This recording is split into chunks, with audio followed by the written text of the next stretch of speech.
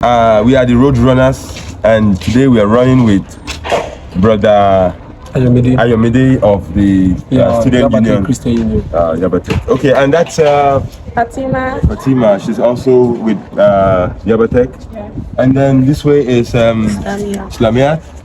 Luatosin. And together we are going to be attempting to answer a very, very interesting question. We goes by, okay, just to let you know, on our way here, we are singing, and we're singing Kiss Daniel's, what do you call that song again? Busy to be, yeah. And one thing that actually caught my attention in that song is when he said, if no be Jesus is coming, I know one born again. So the question is, if Jesus is not coming, would you still be born again? Yeah, okay. One thing is, if Jesus is not coming, you understand, being born again or not being born again, because the word be born again basically is when Christ comes. In the Old Testament, what we understand is living a holy life. Okay. That's when you see in the Old Testament they kill bulls, they kill cows, ram for sacrifice, using the blood. You understand? Some even use some other thing for sacrifice. But when Jesus comes, you understand, we don't use all those things again. You understand? He became a sacrifice. So he became a sacrifice for us. So being born again now is like it come because of the death and the resurrection of Jesus Christ. So even for Jesus is coming, I don't want to born again or not. One thing is, even for Jesus, if Jesus is not coming, I still need to live a holy life. You understand? Because that is instruction from God, a holy life. That's as a Christian. As a Christian. But a lot of things have been bugging us, looking at Christianity, is let's say religion and all. We have so many questions because, just like Kiss Daniel said, if not for Jesus, I don't even want to be a Christian, because according to Mahatma Gandhi of India, he said, I like your Jesus, but you are nothing like your Jesus, because you don't behave like him, you don't even act like him. So we have so many questions. For instance, we stopped by one church before we got here. Okay. We stopped by a church, and we only asked, number one, to use their ambience to do this. And the pastor said, because we did not take permission, he cannot allow us. We said, okay, sit with us. Let us even talk about this Jesus. He said, no, he is busy. Now, how does that represent Jesus? If Jesus was here and I asked him, okay, Jesus, can you give me 1 minute? What will he say? One thing is, when we check the scripture, you understand, there are some questions that Jesus did not answer the Pharisees. You understand? So the person that was telling you that you don't ask permission before you come, that is just different from the religion. That is his own personal, you understand, his own personal views. You understand? Even for you wanted to talk about Jesus, even if it's another thing, they can still tell you have to ask for permission. You understand? That is, I'm not even saying religion in that part. I'm saying his own personal person. Okay. Yeah. Okay, but what we are actually concerned about is the whole thing happening, especially in this nation, in this world, is differentiating between the religious people and the secular people. I've seen, if a secular governor or secular person somewhere would tell me, I'm too busy, I can't talk about my company, or I can't talk about my business, I can't talk about anything, I'm too busy. I wasn't expecting a man of God to also give me that, because it's just like you are being chased now and you run into a church. The church is supposed to be a place where you find solace, exactly, where you find comfort. Exactly. But if the church pushes you out and says, we are too busy, we can't attend to you, I mean, what makes it now different from the other environment? Am I feeling? I mean, you see, so I'm the only one talking. You guys, I'm sure you have 1,001 questions that you want to ask this young man here, in case I'm not representing your opinion. So anyone, something? Okay. Okay, you said the person might, even if it's not about God, the person might have something other thing to do. I believe if you said Jesus could do the same. I mean, if it's not something like about Jesus, you understand, the person might still talk like this, you understand, not other thing to do. But I'm making you to understand that I don't say Jesus will do this. I said even Jesus, you understand, did not answer all the questions which the Pharisees threw to him. You understand? Actually, there's a place of wisdom. But in this situation, you understand, we ask the question, there's a question they always ask that, okay, if Jesus can find himself in this situation, what is he going to do? You understand? You know, Jesus, you understand, the Bible makes us to understand. So he said, let this mind be in you. You understand? That's the book of Philippians chapter 2. He said, well, let this mind be in you, which is in Christ Jesus. You understand that if Christ can cater for many people, you should also cater for many people. So I'm not saying Jesus will also be like that. You understand? So, but God said we should learn, we should go out and learn. And so we are asking, we are coming to learn, and people are telling us they are busy. And they are not doing what of God then. Since God said you should learn, so we want to learn. And I believe if you meet Jesus and you tell him, oh, I want to learn about God, he will not turn you away. Yeah, he will not. He will not. He has never. You understand? But I'm talking about that person, that place you're coming from. Another thing we should see is what is their doctrine. So I hope you know we have different doctrine, even in Christendom. Yes. You understand? What is his doctrine? That's another thing we should think about. Okay, the only thing I actually took from what you said was that is his own personality. It doesn't represent the Christian aspect of life. Yeah, that's what I'm saying. Even if it's not something about Christ, it can still do that. But the another problem again is it is still humans that we are seeing in this world that represent Jesus, that represent church, that represent God. Because if we keep making excuses for them, we are always going to continue to get into trouble. Because it's just like saying a pastor maybe committed a crime, and we are saying, okay, that's the pastor. But people are looking at him and they are looking at Jesus. Because if I could, because of that thing that happened there, not go to church again, because I say, oh, the men of God are not sensitive to our own interest. You understand? So I could be discouraged from worshiping God because of his act. So what I'm saying is, they should be careful of the kind of acts they put up because of these young ones. Because if you, for instance, you are a man of God and you are not behaving like you should behave like a man of God, then you are discouraged. That's your behavior is telling on your followers or people who are looking up to you. You get what I'm saying? So you were going to say something.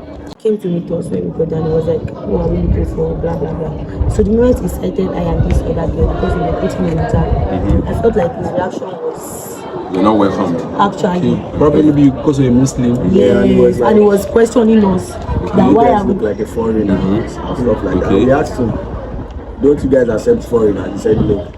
Can you imagine? That's kind of odd. Can you imagine? Because for me to be there, and does it Continue. does, like, am I not accepted to be in that kind No matter of who you are. Because is it because I'm covering my head or something like that? What I can say to this is, let me first start from when I was in office, Christian Union, Yabatek. We have Muslims that attend our program, and we have never sent them out, even for once. And mind you, we always say something, that the gospel is for everybody. Both the Christians, that call themselves Christians, and the Muslim. You understand? You understand? Even the pagan, the gospel is for what? Everybody. That even if a Muslim ran into a church and she said, I am ready to give my life to Christ, so I said the life of Christ, what? We accept the person. You understand? So segregating or dividing the Muslim, you understand, in this kind of settings should not be done. They are to be accepted. You understand? Because the Bible says there's joy in heaven over one's souls. That is what that is saved. There's joy in heaven. So as a Muslim coming to a church, they're supposed to be sent away. They're supposed to be welcomed. You understand? Because we don't know. You understand? We have a Muslim that is converted to a Christian, yes, and they are doing well in Christendom. So they shouldn't supposed to be sent away. That's my view. Okay, so thank you very much. But the another thing again is, how do we curb this segregation that you mentioned? What do you think the Christian community is doing to curb or to control or to arrest this segregation, this division, or this discrimination among, because even as it is, there are different denominations of Christians, different denominations everywhere, and all of them do not welcome each other.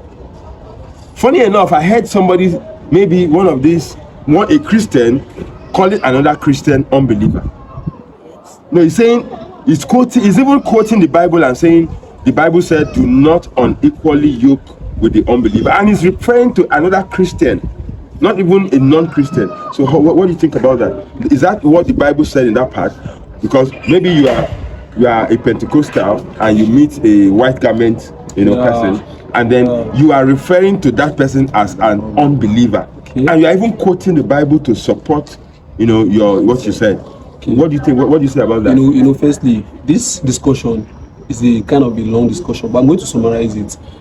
When a Christian is calling his fellow Christian an unbeliever, let's understand that being a Christian first, I can be born in the midst of a Christian, you understand?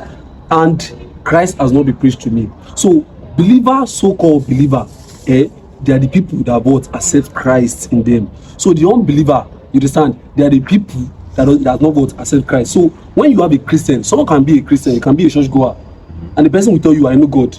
Even if you check deeply, the person will not even know God, person of God. You understand? So, if you see a Christian that is calling is probably a Christian like him, an unbeliever, is not trying to say the person is not a Christian. You understand? The person can be just someone that believe in. You understand? The person that might not have received Jesus, because Bible makes us understand. He said, if a man is born again, he is a new creation. That's 2 Corinthians 5:17. Said he is a new creation. Said all things are passed away, all things are become new. So when you are born again, you accept the life of Christ. You are now what? A believer. That's why they will tell you that we believer we drink from the same cup. But who determines who a believer is and who not a believer?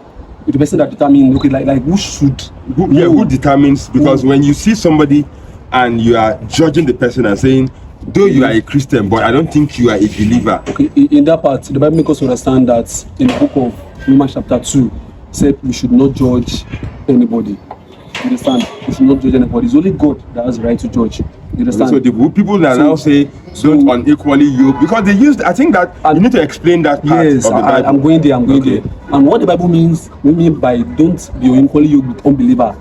The Bible was talking about people, you understand, that are not in the same, how can I put it, in the same I was talking about drinking from the same cup. So the Bible was talking about people that I can classify them as traditional people that doesn't believe God. Are these people not Christians or yes, Christians? The Bible is talking about people that like are pagans. Not, yes, they don't believe in Christ. They don't believe. You understand? Like so pagans. The people, yes. Okay, so that's why the people. yes. But our Christians of these days are using that. That means they are abusing that part of the Bible. They are abusing it because by the time you refer to another Christian, just because he doesn't worship in your church, and you are saying the person is unbeliever, don't you think that's an abuse? In that part, I've said it before. Book of Romans chapter 2, don't judge anybody. So in that part, we advise. So they've been wrong all along. I will advise. If I tell you that they are wrong now, also I'm judging them also. I will advise that nobody should judge anybody. It's only God that will correct judgment. But if you say you shouldn't judge, how do you evaluate people? How do you come up with the belief that you and your own members in your church are believers, while the other people in the other church are non-believers? So how do you determine that? Because it's common. You do it all the time. Me personally, the church I attend, you understand where I'm coming from, we don't do this. You understand? When we see an unbeliever, in fact, when you see an unbeliever with us, it will be very, very difficult for you to know that person is an unbeliever. Person that when you see someone that have not even received Christ, so it will be very, very difficult because you will see them are like us. We take them together. You understand? We hold them tightly because we can't push them away. Where I'm coming from, you understand? Okay, so tomorrow is Good Friday. Yeah. Good Friday, which is supposed to be universal. So, do you believe in tomorrow's Good Friday? Yeah.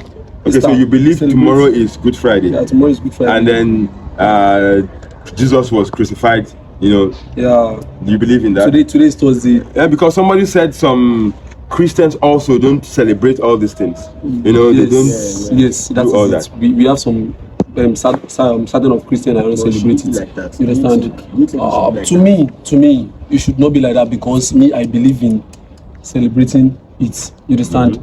Celebrate this. The Bible makes us understand that Jesus Christ, he died.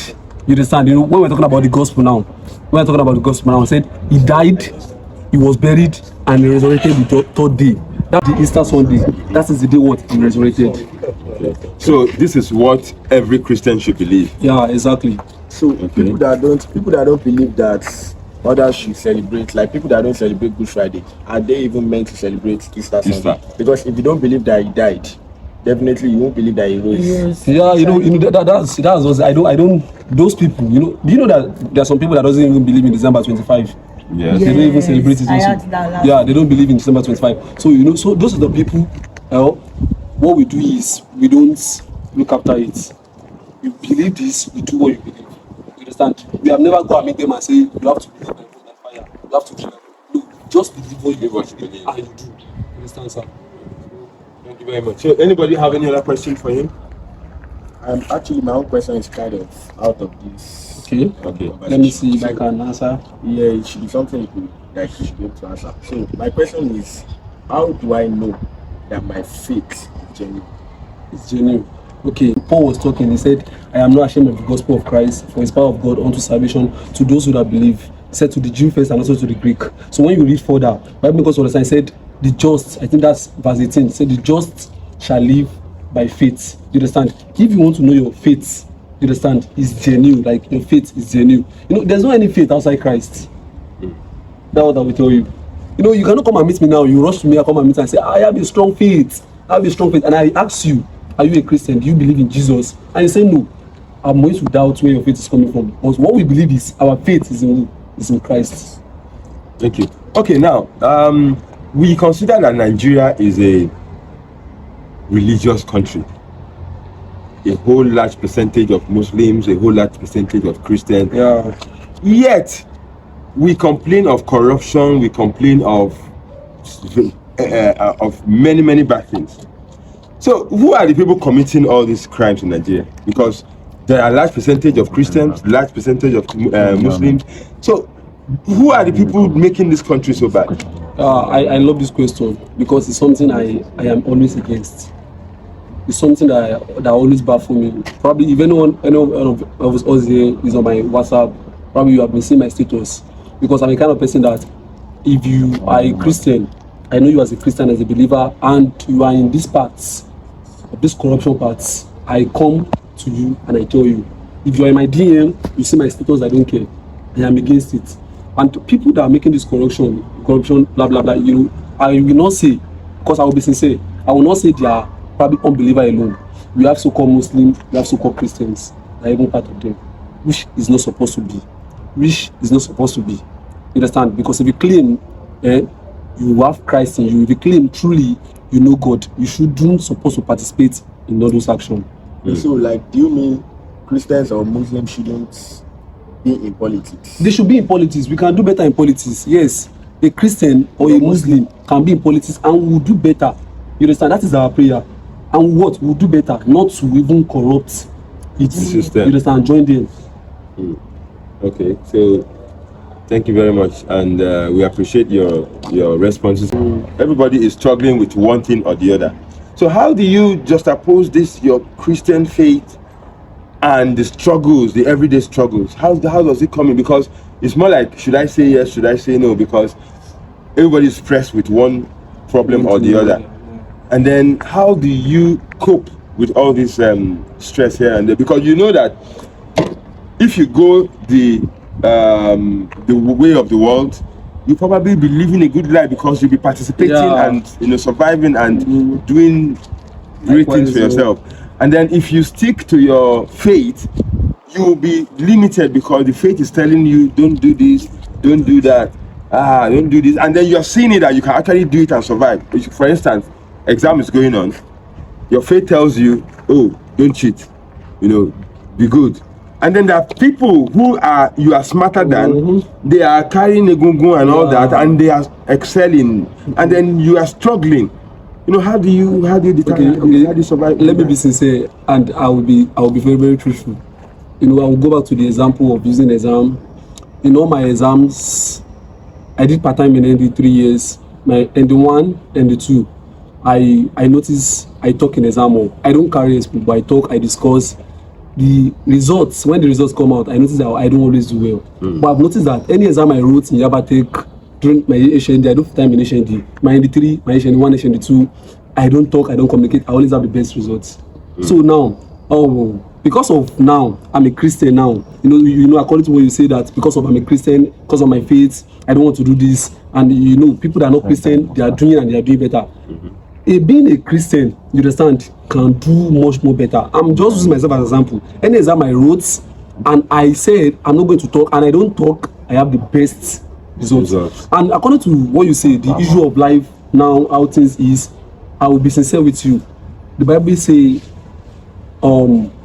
they that have Jesus, you understand, shall do exploits. You understand? I believe that this thing that is happening in the country, people are shouting blah blah blah blah blah blah. If you truly have faith and you know the person you serve, you understand, you know the person you believe in, sir, things will go away. I was telling a brother, I was like, can you receive this Jesus so you can enjoy what we are enjoying? There's enjoyment there. I'm not talking about you could probably flying from one place to another, but there is one enjoyment that we're enjoying, and the enjoyment is what? Peace of mind. Now, when everybody's shouting, I don't have, I'm struggling, you will not be able to shout because you will never struggle. You will never struggle. When this one is shouting that I have to go and do this thing to get money, moving outside of Christ, outside of religion, you will never help them to do that, and you will not even lack anything. So that is enjoyment, peace of mind. Okay. Peace of mind. Okay, so lastly, before we go, we believe that everybody believes that there is, or every religious sect believe that there is heaven, there is God, there is heaven, and there is hell.